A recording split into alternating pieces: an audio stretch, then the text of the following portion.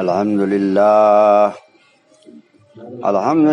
نحمده ونستعينه ونستغفره ونؤمن به ونتوكل عليه ونعوذ بالله من شرور أنفسنا ومن سيئات أعمالنا من يهده الله فلا مضل له ومن يضلل فلا هادي له ونشهد أن لا إله إلا الله وحده لا شريك له ونشهد أن سيدنا مولانا محمد عبده ورسوله صلى الله تعالى عليه وآله وسلم. بسم الله الرحمن الرحيم. أولئك عليهم صلوات من ربهم ورحمة وأولئك هم المهتدون. إن الله وملائكته يصلون على النبي يا أيها الذين آمنوا صلوا عليه وسلموا تسليما.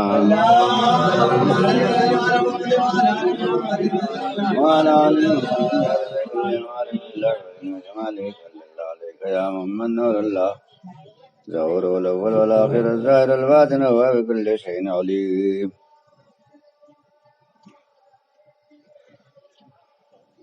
شہیدوں کو شہادت پر بڑا ہی ناز ہوتا ہے. حسین ابن علی تم پر شہادت ناز کرتی ہے. عزیزوں اور دوستو، امام بارگاہ حسین آباد راجپور گڑھ میرپور کی آج 5ویں مجلس سیدنا امام والے مقام کی بارگاہ میں نظر عقیدت کے طور پر کل تک کا بیان آپ نے یہ سماعت فرمایا.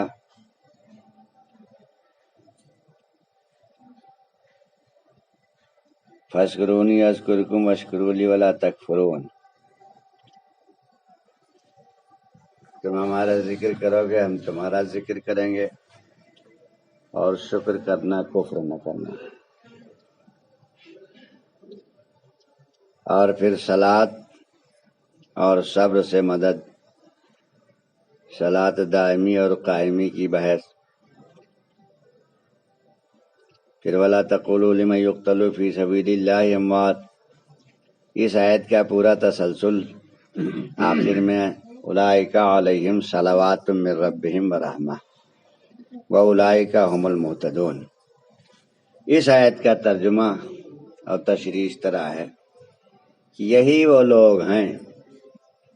اللہ پاک نے جب ان کی نشاندہی فرما دی، ان کا پورا چرچا بیان کر دیا، ان کی خوبیاں، ان کی صفات بیان کر دی، ان کا صبر و شکر بیان کر دیا، تو لاسٹ میں کہا کہ یہی وہ لوگ ہیں جن پر ان کے رب کی صلاۃ و رحمت ہے. سبحان اللہ، سبحان اللہ.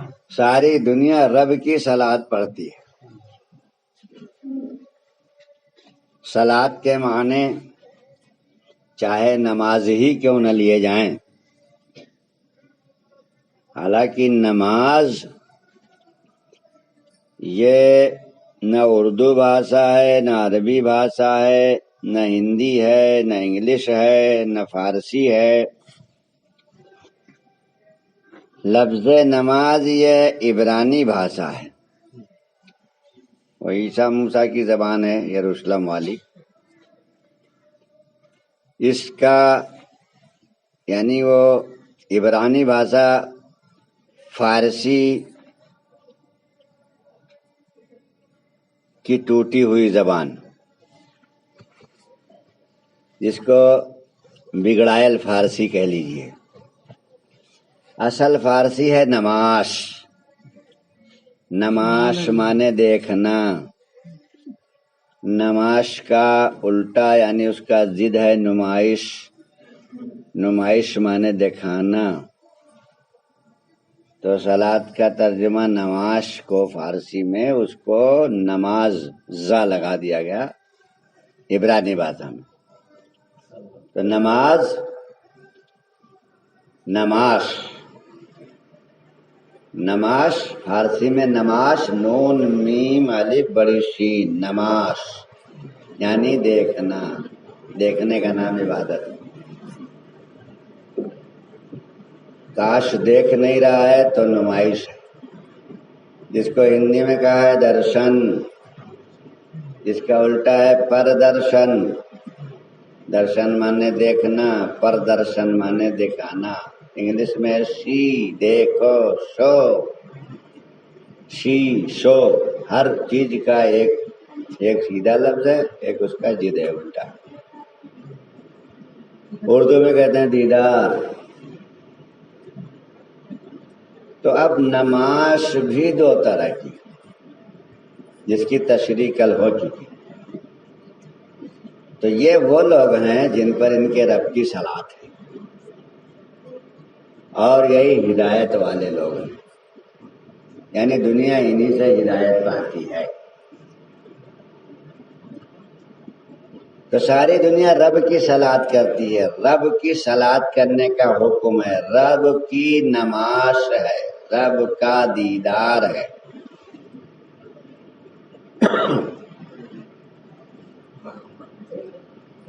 رب کہتے ہیں جس کو دیکھا جائے۔ رب جو ہے وہ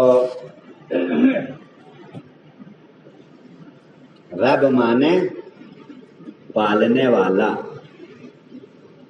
جس کو فارسی میں کہتے ہیں پروردگار۔ پروردگار مانے پالنے والا، عربی میں کہتے ہیں رب، رب مانے پالنے والا۔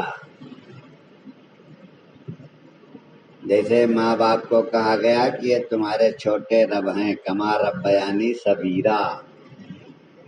ماں پالتی ہے، پرورش کرتی ہے، تو پالنے والا ساتھ ساتھ ہوگا تب پرورش ہوگی۔ وہ اللہ میاں کی طرح ساتویں آسمان پہ جا کے بیٹھے اور یہاں پرورش کرے، ایسا نہیں ہے۔ رب ساتھ ساتھ ہوگا، رب دیکھا جائے گا، اور عبادت رب کی کرائی گئی ہے کہ رب کو دیکھو، رب کا چرچا کرو، رب کا ذکر کرو۔ الحمدللہ رب العالمین، سبحان ربی العظیم، سبحان ربی الاعلی، ربنا لک الحمد۔ یہ سب رب کا چرچا ہوا، اللہ کا نہیں۔ اللہ کا کوئی دیکھ نہیں سکتا، اللہ غیب کا نام۔ تو رب اسے کہتے ہیں جسے دیکھا جائے، اور رب کی عبادت ہے، رب کا ذکر ہے، کیونکہ یہ خاصہ ہے، یہ فطرت ہے، یہ سچائی ہے، یہ حقیقت ہے کہ جس کی عبادت کی جائے گی اسی کا دیدار کیا جائے گا، اسی کا چرچا کیا جائے گا، اسی کا ذکر کیا جائے گا۔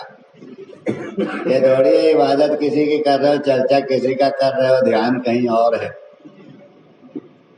عبادت کر رہے ہو اللہ کی، اور تبت یدا ابی لہب وتب، ابو لہب کو گالی دے رہے۔ عبادت کر رہے ہو اللہ کی، قل یا ایھا الکافرون،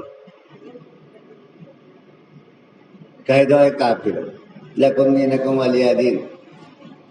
اللہ نے جو بندے سے کہا ہے، بندہ وہی کھڑا ہو کے اللہ سے کہہ رہا ہے لکم دینکم ولی دین، تم کو تمہارا دین مبارک، ہم کو ہمارا دین مبارک۔ نماز کیا ہے یہ دنیا جانتی نہیں ہے۔ اصل نماز اللہ والوں نے، پیروں نے، فقیروں نے، صوفیوں نے بتائی، جسے دنیا نہیں مانتی۔ بہرحال اس بحث میں نہ پڑھ کے ہم یہ بتا رہے ہیں کہ ساری دنیا رب کی صلاۃ پڑھتی ہے، رب کی عبادت کرتی ہے۔ اولئک علیہم صلوات من ربہم ورحمۃ واولئک هم المہتدون۔ اور رب کس کی پڑھ رہا ہے؟ ولا تقولوا لمن يقتل في سبيل الله اموات بل احياء ولكن لا تشعرون۔ جو اس کی راہ میں مارے جائے شہید ہو، جو اللہ کے لیے جان دیں، انہیں مردہ نہ کہو، زندہ ہیں، اور تمہیں شعور نہیں ہے۔ وَلَنَبْلُوَنَّكُمْ بِشَيْءٍ مِّنَ الْجِنِّ، کو ہر طرح سے آزما لیا گیا، اور یہ صابر و شاکر نکلے تو بشیر صابرین، ایسے صابروں کے لیے بشارت ہے، خوشخبری ہے، جنہوں نے یہ کہا کہ سب کچھ اسی کا ہے، سب کچھ اسی کی طرف جانے والا ہے، ہم اسی کے ہیں، ہم اسی کی طرف جانے والے ہیں۔ تو کہا اولئک علیہم صلوات، یہی وہ لوگ ہیں جن پر ان کے رب کی صلاۃ و رحمت. تو رب کی صلاۃ و رحمت یہی وہ لوگ ہیں جن کا پہلے بیان کر دیا، جن کا پہلے چرچا کر دیا، جن کا پہلے ذکر کر دیا. ان کو کہا کہ یہی وہ لوگ ہیں جن پر ان کے رب کی صلاۃ و رحمت ہے. سبحان اللہ. تو یہ کہ رب کی صلاۃ و رحمت کیوں ہے؟ شروع میں ہی اللہ نے کہا فاذکرونی اذکرکم واشکروا ولا تکفرون، تم میرا ذکر کرو گے تو میں تمہارا ذکر کروں گا. اب اللہ نے جب ذکر کر کے دیکھ لیا، آزما لیا کہ وہ ثابت قدم رہا، پکا رہا، تب کہا، پھر کہا کہ اولئک علیہم صلوات من ربہم ورحمہ، یہی ہیں جن کو ان کا رب پڑھتا ہے، صلاۃ اور رحمت بھیجتا ہے. کسی نے اس کا ترجمہ درود کیا ہے. تو اللہ پڑھتا ہے ان پر درود. درود کا نام عبادت ہے، سبحان اللہ. کیونکہ نماز میں اگر السلام علیکم ایھا النبی نہ کہا جائے تو نماز مکمل نہیں ہوتی. التحیات للہ والصلوات والطیبات والسلام علیک ایھا النبی ورحمۃ اللہ وبرکاتہ. نبی پر جب تک سلام نہیں بھیجو گے تب تک تمہارا کوئی کلام قبول ہی نہیں ہوگا.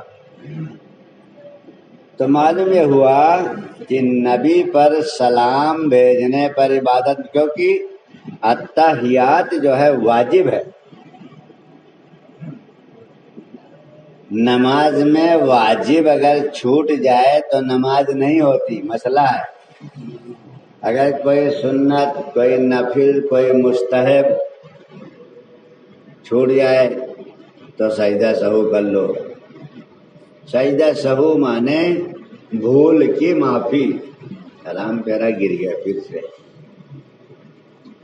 وہ جو گرے وہ بھول والی معافی والا سجدہ کیا نا، اسے کہتے ہیں سجدہ سہو. سہو مانے غلطی، غلطی کی معافی کا سجدہ. لیکن واجب چھوٹ جائے تو کتنے سجدے مارو نماز نہیں ہوتی، پھر سے ہی پڑھنا پڑے گا، پھر سے ہی پڑھنا پڑے گا. تو کسی نے مسئلہ پوچھا امام شافعی سے کہ اگر کوئی نماز میں درود پڑھنا بھول جائے تو کیا نماز ہو جائے گی؟ تو جواب تو یہ ہونا چاہیے کہ بھائی درود تو واجب ہے، اگر درود چھوٹ جائے گا تو نماز نہیں ہوگی. امام شافعی کو کہنا چاہیے. امام شافعی کہتے ہیں کہ نماز نہیں ہوگی یہ تو ہے، لیکن اس پہ دنڈ بھی ہوگا. ارے بھائی دنڈ کیوں ہوگا؟ کہا وہ درود بھولا کیوں، اس پہ کفارہ لگایا جائے گا، دنڈ کیا جائے گا. بھولا کیوں؟ عبادت کی جان جو ہے، عبادت کی روح جو ہے وہ بھول گیا تو اس کی عبادت تو درکنار، قبول ہونا تو درکنار، اس کو دنڈت کیا جائے گا، مواخذہ ہوگا، کفارہ لاگو کیا جائے گا. تو بنا درود کے عبادت قبول نہیں ہے، نماز نہیں ہے. اور درود، مکمل درود یہ ہے کہ محمد اور آل محمد کا نام لیا جائے. اللہم صلی علی محمد وعلی آل محمد. تو رب ان کی صلاۃ پڑھتا ہے. رب جن کی صلاۃ پڑھتا ہو وہ مردوں کی صلاۃ پڑھے گا کیا؟ رب مردوں کی پڑھے گا کہ زندوں کی پڑھے گا؟ صلاۃ رب پڑھتا ہی ان کی ہے جو زندہ ہو گئے، زندوں کی پڑھتا ہے. سلام کسے کیا جاتا ہے؟ زندہ کو کہ مردہ کو؟ بھائی کہا گیا کہ سلام کرنا سنت ہے، جواب دینا فرض ہے. تو تم نے سلام کیا اور سامنے والے جب سامنے ہوگا کوئی تبھی تو سلام کرو گے، کیسے ہوا میں مارتے پھرو گے سلام؟ تو السلام علیکم ایھا نبی، جو رسول کو کہا گیا سلام کرو، اے نبی آپ کو سلام ہو، آپ پر سلامتی ہو۔ تو نبی زندہ ہے کہ نہیں؟ مگر یہ مسلمان ہیں، ان کا عقیدہ شیطان پر تو ہے کہ شیطان زندہ ہے، ہر جگہ پہنچا ہوا ہے، ہر جگہ موجود ہے۔ نبی کے بارے میں بحث اور مناظرے چل رہے ہیں کہ زندہ ہے کہ نہیں، نبی کے بارے میں شک ہے۔ بہرحال نبی زندہ ہے، اللہ حی و قیوم ہے، محمد حی و قیوم زندہ۔ تو یہ جو رب جن کی صلاۃ کرتا ہے، رب جن پر درود پڑھتا ہے، ان کا ہم چرچا کرتے ہیں، ان کی ہم یاد مناتے ہیں، ان کا ہم ذکر کرتے ہیں۔ ان کے ذکر کا نام، ان کی یاد کا نام تعزیہ داری۔ تعزیہ لفظ تعزیت سے بنا۔ یہ دو چار الفاظ ہیں جو موقع موقع پہ استعمال ہوتے ہیں۔ ایک ہے عبادت، ایک ہے عیادت، ایک ہے تعزیت۔ عبادت اس کی جاتی ہے جو مالک ہے، جو حاکم ہے، جو رب ہے، جو ہمیشہ رہنے والا ہے، ہمیشہ رہا ہے، رب ہے۔ عیادت اس کی ہوتی ہے، کوئی بیمار ہے، دکھ میں ہے، مشکل میں ہے، سنکٹ میں ہے، آپ گئے اس کا حال پوچھنے، مزاج پرسی کیا، کچھ دوا بتائی، کچھ پرہیز بتایا، کچھ اس کا حال پوچھا، کچھ اپنا سنایا، سن کے تسلی دے کے آئے، وہ ہے عیادت۔ اور تعزیت کسی کا کچھ نقصان ہو جائے، کسی کو کسی نے لوٹ لیا، کسی کے اوپر کسی نے ظلم کیا، کسی کو بے قصور مارا، اس پر افسوس ظاہر کرنا، اس کے غم میں شریک ہونا، یہ کہنا کہ ہم ساتھ کھڑے ہیں آپ کے، اس کو کہتے ہیں تعزیت۔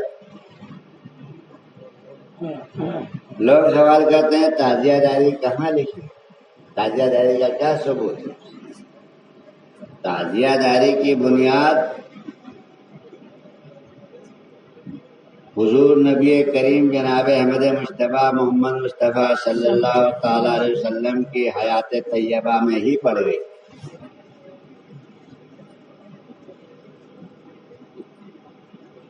وہ تاریخ ہے جب جبریل امین مٹی لے کر کے آئے، حضور کی بارگاہ میں حاضر ہوئے۔ جبریل کیا لے کر کے آتے تھے؟ اللہ کا پیغام۔ جبریل کیا لے کے آتے تھے؟ اللہ کا پیغام حضور کے پاس لاتے تھے، اور جبریل جو لائے اسے قرآن کہا گیا۔ جبریل اللہ کے پاس جو لاتے تھے اسے اس پیغام کو قرآن کہتے۔ آج جبریل لے کر کے آئے ہیں کیا؟ مٹھی بھر مٹی۔ تو جو جبریل لے کر کے آتے ہیں نبی کے پاس، اسے دنیا قرآن تسلیم کر رہی ہے، تو مٹھی بھر مٹی کیا ہے؟ قرآن ہے۔ قرآن ہے کہ نہیں؟ بولو نا بھائی، جب جبریل کا لایا ہوا سب کچھ قرآن ہے، تو آج جبریل مٹی لائے تو مٹی مٹی ہو گئی، وہ بھی قرآن۔ اور مٹی لا کر کے رسول اللہ کے سامنے پیش کیا، یا رسول اللہ یہ مقام نینوا کی مٹی ہے۔ کربلا کا نام کربلا سے پہلے، امام حسین کی شہادت سے پہلے نینوا تھا۔ نینوا اس میدان کا نام تھا۔ جیسے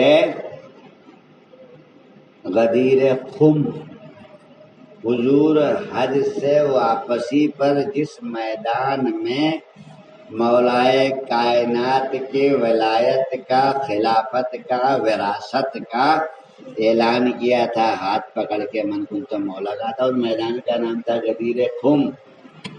حضور کے وصال کے بعد جس چوپال میں میٹنگ ہو رہی تھی اس کو کہتے ہیں مقام سخ۔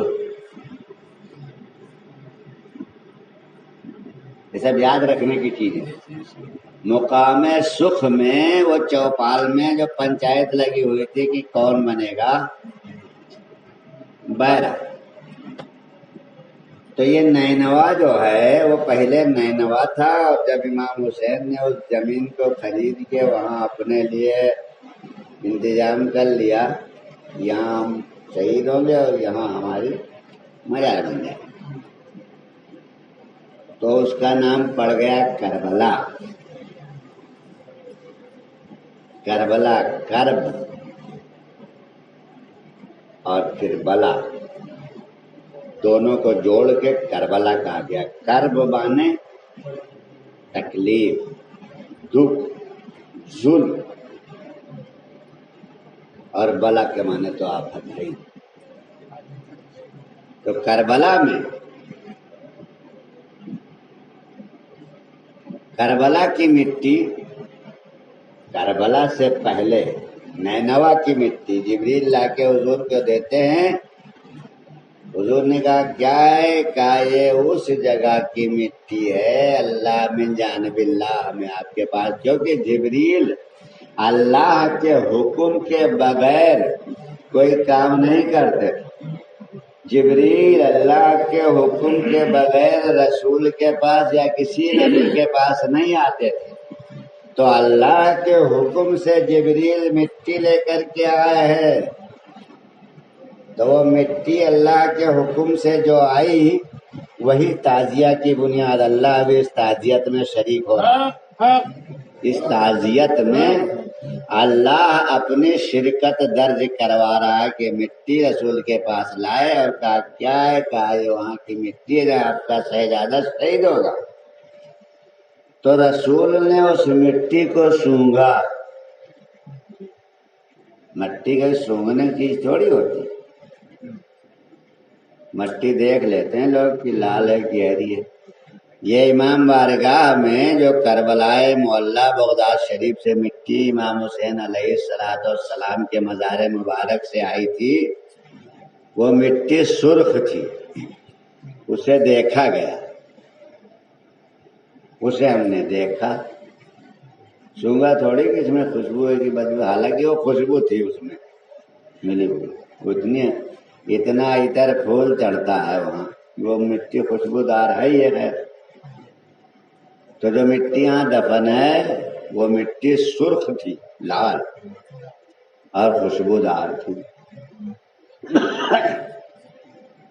تو حضور نے اس کو دیکھا نہیں دیکھا بلکہ سونگا،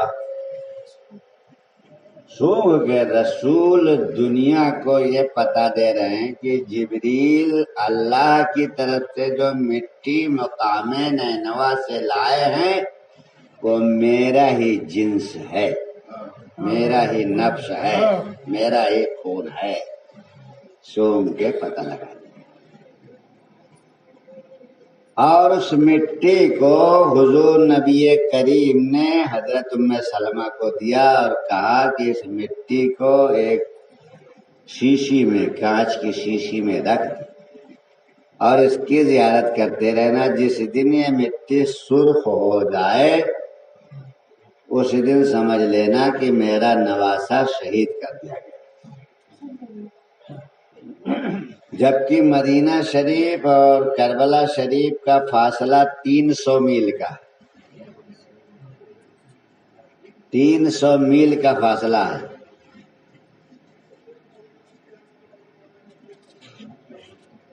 بلکہ کچھ لوگ بتاتے ہیں 350 میل ہے، 300 میل ہو یا 350 میل، 350 میل کی مٹی یعنی 350 میل دور رکھی ہوئی مٹی یہاں خون گرے اور وہ بھی سرخ ہو جائے، یہ کرامت، یہ معجزہ، یہ تاثیر، یہ روحانیت صرف امام حسین میں۔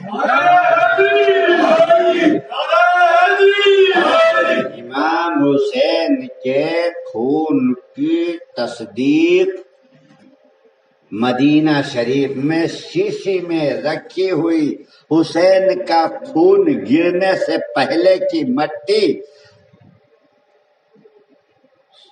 حسین علیہ السلام کا خون جبریل کے مٹی لانے کے 12 سال بعد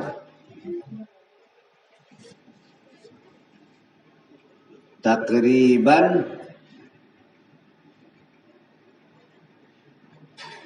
50 سال بعد 50 سال کے بعد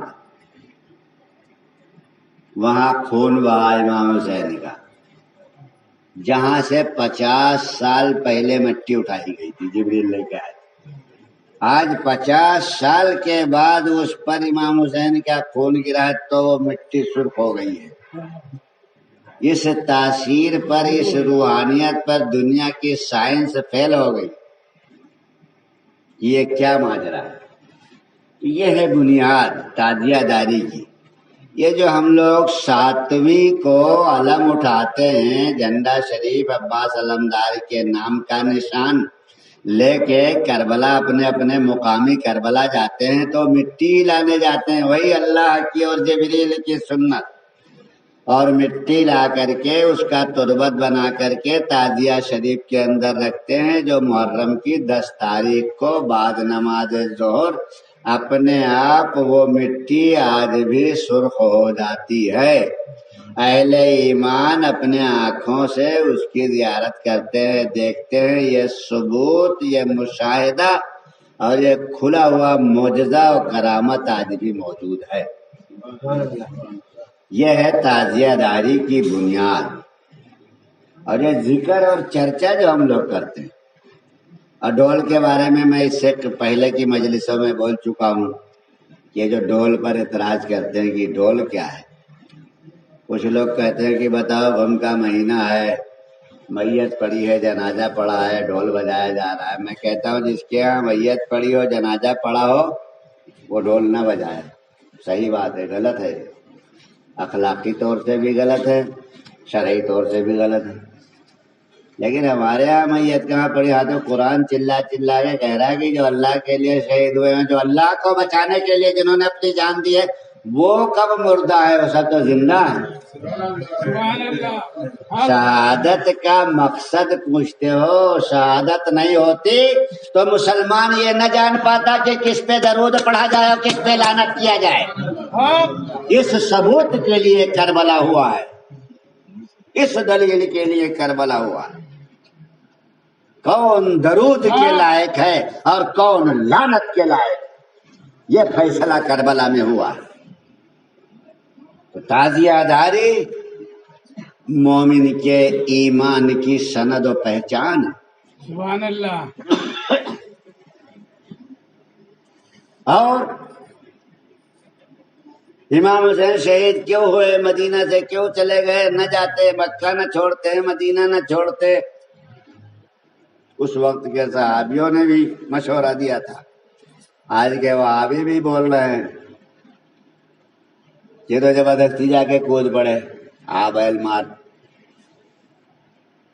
ارے میاں، رسول کو نجران کے عیسائیوں نے جب مباہلہ کا چیلنج کیا، 1,24,000 صحابی اس وقت رسول کے تھے۔ کتنے تھے؟ 1,24,000 صحابی، یعنی رسول کے ہاتھ سے مسلمان اور بیعت ہو چکے تھے۔ اور رسول کس کو لے کے گئے؟ قرآن کی آیت نازل ہو گئی، اللہ نے کہا فقل تعالو، فقل، بس کہہ دیجئے، آپ بھی کہہ دیجئے، آپ بھی کہہ دیجئے، کیا؟ فقل تعالو ندعو ابناءنا وابناؤکم ونساءنا ونساؤکم وانفسنا وانفسکم ثم نبتہل فنجعل لعنت اللہ علی الکاذبین۔ 4 پارے کی آیت ہے۔ کہہ دیجئے آپ، لاؤ تم اپنے بچوں کو، لاؤ تم اپنی عورتوں کو، لاؤ تم اپنے مردوں کو، ہم لاتے ہیں اپنے مردوں کو، اپنے بچوں کو، اپنے عورتوں کو، اور سب لوگ ایک میدان میں جمع ہو کر کے اللہ کے حضور میں دعا کریں گے، اور دیکھیں گے اللہ کس کی سنتا ہے۔ پھر وہاں جھوٹا کون ہے، سچا کون ہے ثابت ہو جائے گا۔ لعنت اللہ علی الکاذبین، جھوٹوں پر اللہ کی لعنت ہو جائے گی، جھوٹوں پر اللہ کی لعنت ہو جائے گی، ثابت ہو جائے گا۔ تو وہاں کس کو لے گئے تھے حضور؟ ادھر سے نجران کے عیسائیوں کی طرف سے ان کا استاد، ان کا پادری، ان کا گرو، ان کا پیر موجود ہے، اور 350 صحابی اس کے پکے پکے معتبر لوگ، حاجی، نمازی، متقی، پرہیزگار، 350 وہ لے کر کے آیا، جس میں کچھ عورتیں بھی تھیں، کچھ جوان تھے۔ اور حضور ادھر سے کس کو لے کے چلے؟ 350 آدمی۔ 350 کے مقابلے میں کتنے لوگ جا رہے ہیں؟ 350 آدمی۔ علی، فاطمہ، رسول اللہ اور حسن حسین۔ ایک 6 مہینے کا بچہ گود میں ہے، اور ایک 2 سال کا بچہ انگلی پکڑ کے چل رہا، 3 سال کا بچہ۔ امام حسن علیہ السلام اور امام حسین علیہ السلام میں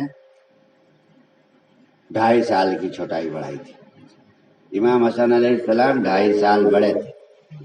امام حسین جب 6 مہینے کے تھے تب امام حسن کی عمر 3 سال کی تھی۔ 3 سال کا بچہ انگلی پکڑے ہو جا رہا، رسول کی انگلی۔ ایک بچے کو انگلی پکڑائے ہوئے لیے جا رہے ہیں، ایک بچے کو گود میں لیے جا رہے ہیں، تو بچے کو تو آدھی گنتی میں آتے ہیں، اس لیے کہا 350 آدمی۔ علی، فاطمہ، رسول اللہ اور حسن حسین۔ تو 1,24,000 صحابیوں میں سے رسول نے کسی کو نہیں لیا ساتھ میں۔ بڑے بڑے صحابی، بڑے بڑے متقی، بڑے بڑے پرہیزگار، بڑے بڑے ترم خاں، بڑے بڑے سپہ سالار، بڑے بڑے نامور، لیکن کام کا کون نکلا؟ علی، فاطمہ، حسن حسین۔ کیونکہ یہ مباہلے کی بات ہے، یہ مباہلے کی بات ہے، یہاں جان دینے کی بات ہے، قربانی دینے کی بات ہے۔ تو وہاں ایسے کو لے جایا جائے گا جو پیٹھ نہ دکھائے، جو مڑ کے نہ بھاگے۔ امام حسین 72 ساتھی جو لے کے چلے تھے، اس پر بھی مورخ لکھتا ہے کہ امام حسین چاہتے تو یزید کے پاس 6 لاکھ لوگ تھے تو امام حسین کے ساتھ 12 لاکھ لوگ ہوتے، لیکن بدر و احد کا منظر امام حسین علیہ السلام دیکھ چکے تھے، سن چکے تھے۔ وہاں بھاگے تھے لوگ چھوڑ کے رسول اللہ کو، اسی لیے امام حسین نے بھیڑ نہیں جٹائی، وہی گئے ساتھ جنہوں نے یقین کیا کہ ہمیں واپس نہیں آنا۔ مطلب رسول کے صحابی رسول کو چھوڑ کے جنگ میں بھاگ چلے، میدان سے فرار ہو گئے تھے۔ حسین کا کوئی صحابی نہیں پھسلا، چاہے چراغ جلا کے دیکھا ہو، چاہے چراغ بجھا کے دیکھا ہو۔ چراغ جلانے بجھانے کا مطلب یہی تھا کہ وہ دنیا کو بتا رہے تھے کہ دیکھو یہ بدر و احد والے صحابی نہیں ہیں، یہ بھاگنے والے نہیں ہیں، یہ پیٹھ دکھانے والے نہیں ہیں، یہ سینے پہ تیر کھانے والے۔ تو تازیہ داری کا ثبوت اور امام حسین کی صداقت اور سچائی کی دلیل قرآن میں موجود ہے۔ کسی دیدہ کور کو نظر نہ آتا ہو تو اس کا علاج نہیں، آنکھ کمزور ہو تو اس کا آپریشن ہو سکتا ہے، نظر کمزور ہو تو نظر کا چشمہ دیا جا سکتا ہے، نظریہ کا چشمہ نہیں ہے، نظریہ کا آپریشن نہیں، نظریہ نہیں بدل ملتا۔ تو جن کے نظریے خراب ہیں، جن کے خون میں بنو امیہ کی وفاداری پیوست ہے، وہ آج تک رسول کے غدار، اور جو رسول کے وفادار ہیں وہ پنجتن پاک کے وفادار۔ سبحان اللہ۔ پنجتن پاک ایک ایسا نام ہے، ایک کسوٹی بن گیا ہے، ایمان کی پہچان بن گیا ہے۔ رسول کو ماننے کا دعویٰ 1,24,000 کر رہے تھے اس وقت رسول کے حیات میں، اس میں سے نکالا ہے امام حسین نے صرف 72 عدد کو۔ اسی لیے میں نے کل کی مجلس میں کہا تھا کہ نمازی ہونا ایمان کی حسینی ہونے کی سند نہیں ہے، نمازی قاتل حسین بھی ہو سکتا ہے، نمازی دغاباز اہل بیت بھی ہو سکتا ہے، اور ہر تعزیہ دار بھی حسینی نہیں ہو سکتا۔ امام حسین سے خلش رکھنے والا بھی تعزیوں کو کندھا دے سکتا ہے، تعزیوں میں انتشار پھیلانے کے لیے بھی تعزیے کے جلوس میں آ سکتا ہے۔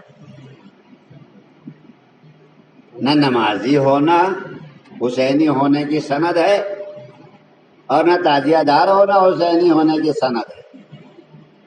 حسینی ہونے کی سند یہ ہے کہ امام حسین کی منشا و قربانی کے اوپر ہر جگہ ہمہ تن گوشت تیار ہو۔ امام حسین کے نام پہ بدنامی ملے، ذلت ملے، انعام ملے، جو کچھ ملے، سجا جزا سب کاٹنے کو تیار ہو، وہ حسین کا ذاکر مانا جائے گا۔ سبحان اللہ۔ ہمیں شیعہ کہیں گے لوگ، ہمیں بنڈا کہیں گے لوگ، ہم یا علی کا نعرہ ماریں گے تو لوگ ہمارا بائیکاٹ کریں گے، حسینی نہیں ہو سکتا ہے وہ۔ ہم امام بارگاہ میں جائیں گے تو لوگ ہمیں کیا کہیں گے، حسینی نہیں ہو سکتا ہے وہ، چاہے جتنا کندھے پہ تاجیہ ڈھو رہا ہو۔ یہ کسوٹی ہے اہل بیت، اسی لیے رسول نے کہا تھا ہم تم میں 2 چیزیں چھوڑے جاتے ہیں، انہیں مضبوطی سے پکڑے رہو گے تو کبھی گمراہ نہ ہوگے۔ بس اہل بیت کو جس نے چھوڑا اس کا کوئی عمل کام نہیں آئے گا، نماز و روزہ و حج سے نہ کوئی کام جب نکلا تو بے دم آستانے دل کا سجدہ کر لیا۔ آستانے دل میں حسین پاک کی جلوہ گری،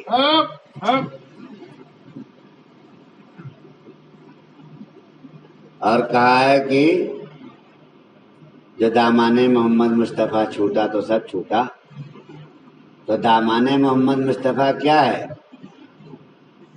دامان محمد مصطفیٰ دامان مولائے کائنات ہے، اور دامن مولائے علی دامن حسین پاک ہے، اور دامن حسین پاک اہل بیت اطہار کا سلسلہ ہے، ان کا شجرہ ہے، آج تک موجود ہے۔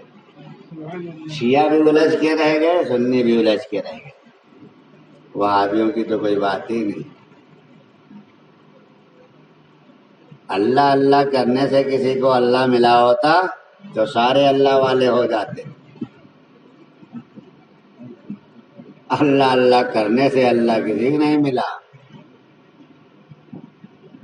اللہ نے اپنے نام کے ساتھ جس کا نام جوڑ رکھا ہے محمد الرسول اللہ، محمد رسول اللہ، یہ 3 لفظ جس کے سمجھ میں آیا اسے اللہ ملا، اور یہ 3 لفظ اسی کے سمجھ میں آیا جس نے پنجتن پاک کا دامن پکڑا۔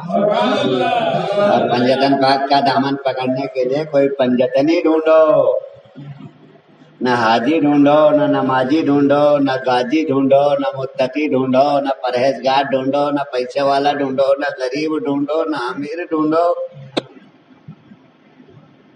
پنجتنی فقیر ڈھونڈو، وہ ملائے گا پنجتن پاک سے۔ اور پنجتن پاک سے جس کی کڑی جڑ گئی اسے کوئی ہٹا نہیں سکتا۔ تو آج کا بیان تعزیہ داری کے ثبوت میں تھا کہ تعزیہ داری کی دلیل کیا ہے، تو قرآن میں دلیل ہے، حدیث میں دلیل ہے، اور سب سے بڑی حدیث رسول پاک کی یہ ہے، فرمایا کہ تمہارا کوئی عمل قابل قبول نہیں ہوگا اگر میرے اہل بیت کی محبت سے خالی ہے۔ سر الشہادتین میں لکھا عبدالعزیز محدث دہلوی رحمۃ اللہ علیہ نے،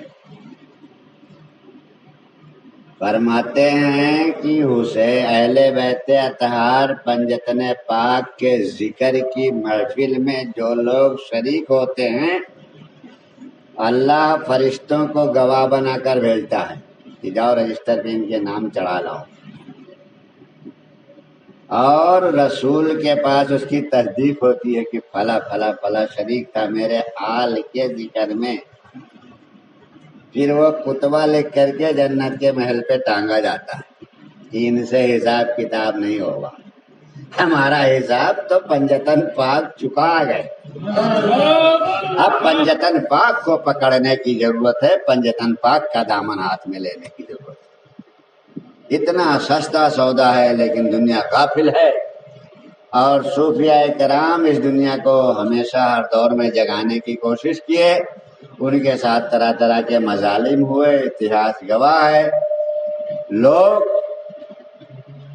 خالی اہدنا الصراط المستقیم پڑھتے ہوئے دنیا سے چلے گئے، صراط مستقیم انہیں میسر نہیں ہوا۔ اللہم صلی علی سیدنا مولانا محمد وعلی آل محمد بعدد کل معلوم لک حسنی و جمالی صلی اللہ علیہ یا محمد۔